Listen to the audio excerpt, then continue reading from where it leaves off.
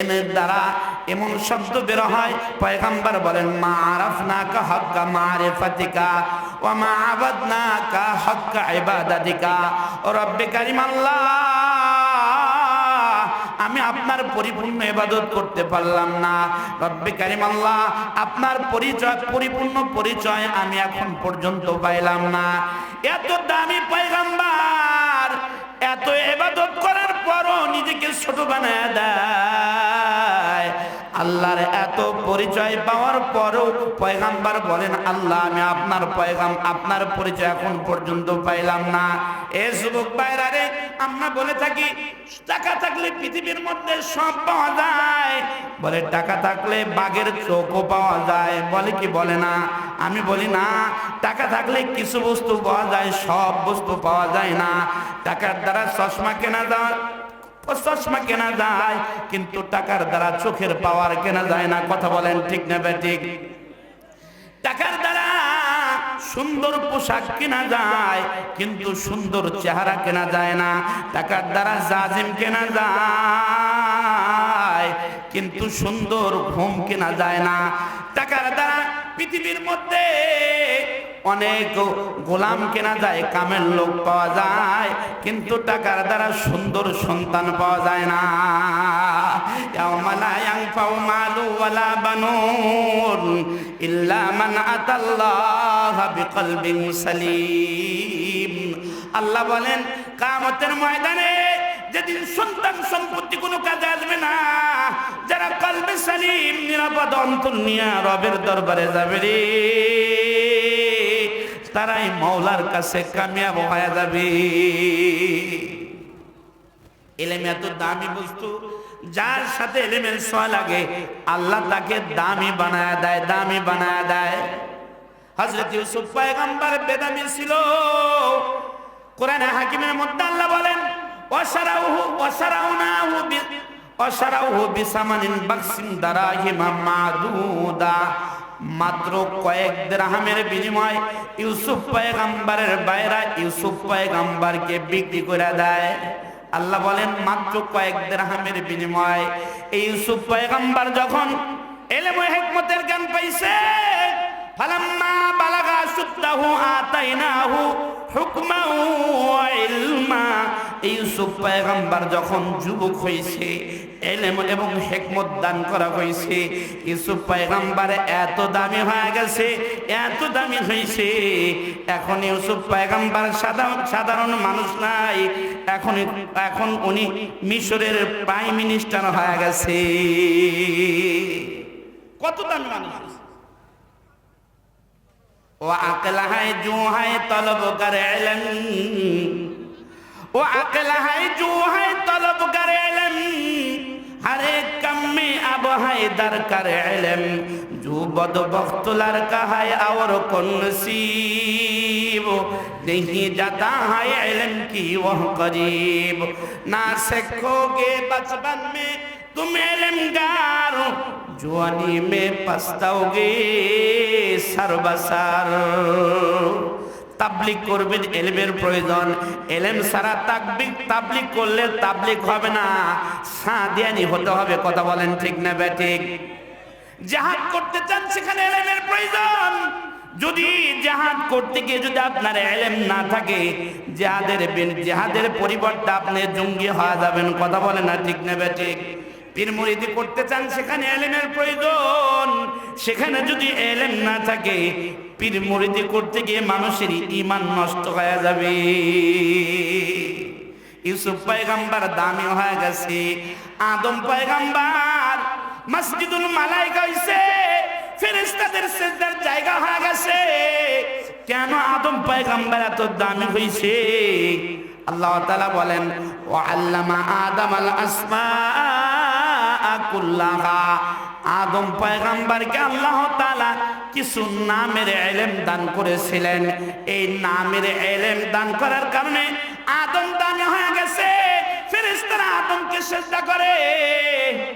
উলামায়ে কেরাম বয়ান করেন, যদি কিছু নামের ইলম থাকার কারণে আদম পয়গম্বর মসজিদুল মালাইকা হতে পারে, যদি আসমানি আল্লাহর ওইহি বাণীর ইলম হয়, না জানি আল্লাহ তাআলা তার দামটা কেমনে বানায় দেয়। এ যুবক ভাইরা, ভালো করে বুঝো, নিজে নিজে আলেম হতে পারো না, এই সন্তানকে আলেম বানাও। একজন আলেমের কেমন মর্যাদা! একজন প্রাইম মিনিস্টার যখন আমাদের বাংলাদেশের এয়ারপোর্টে নামে, বিমানবন্দরে নামে, দেখা যায় তাকে রিসিপশন করার জন্য গেস্ট হাউস পর্যন্ত সুন্দর লাল গালিচা বিছায়া দেওয়া হয়, সুন্দরী ছেলে মেয়েদেরকে দাঁড় করে দেওয়া হয়, আহলান সাহলান মারহাবান তাইবান, ধন্যবাদ, থ্যাংক ইউ, ভেরি গুড দেওয়া হয়। কেন দেওয়া হয়? দুনিয়ার নজরে উনি দামি হইছে, যার কারণে তাকে মোবারকবাদ দেওয়া হয়। পয়গম্বর বলেন, ও পৃথিবীর মানুষেরা শুনে রাখো, ওই যে দর্শিকা নুরানি হাফিজা মাদ্রাসার একজন তলবে এলেন, পোশাকটা অত দামি না, টুপিটা অত দামি না, নাক দেয়া শিকান পরে, কিন্তু তো মাদ্রাসার তলবে এলেম। ওই বাচ্চাটা যখন রাস্তা দেয়া যায়, তোমাদের নজরে তুচ্ছ হতে পারে। শুনে রাখো, ইন্নাল মালাইকাতা লা তাযাউ আজনিয়াতা রিজান লিতালিবিল ইলমি। এই তলবে ইলমের পায়ের নিচ দেয়া আল্লাহর নূরের ফেরেশতাগুলো পরগুলা বিছায়া দিতে থাকে। শুধু কি তাই? ইন্নাল আলিমা ইস্তাগফিরু লাহু মান ফিস সামাওয়াতি ওয়া মান ফিল আরদ। পৃথিবীর মধ্যে যতগুলো মাখলুকাত আছে সবাই আলেমের জন্য দোয়া করে, আল্লাহ আলেমকে বাঁচাও, আলেমকে বাঁচাও, আলেমকে মাফ করে দাও। কেন এই দোয়া করে জানেননি? নিজের খায়া অন্যের গুণ গায় খুব কম মানুষই আছে, কম মাখলুকাত আছে। সমুদ্রের মাছ গর্তের পিপিলিকা আলেমদের জন্য দোয়া করে। কেন দোয়া করে? আলেম থাকবে তো এলেম থাকবে, দুনিয়ার মধ্যে দাওয়াতের কাজ চলবে, মানুষ পৃথিবীর মধ্যে আল্লাহ আল্লাহ করবে, আল্লাহ আল্লাহ বলবে। আর যখন এলেম থাকবে না, দাওয়াতের কাজ থাকবে না, তখন আল্লাহ আল্লাহ বলনেওয়ালা মানুষ পাওয়া যাবে না। পয়গম্বর বলেন, লা তাকুমুস সাআতু হাত্তা ইয়াকালা আল্লাহু আল্লাহ, আল্লাহু আল্লাহ,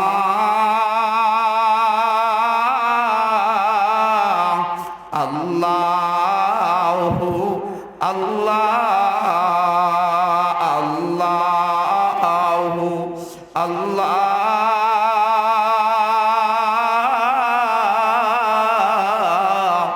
আল্লাহু আল্লাহ।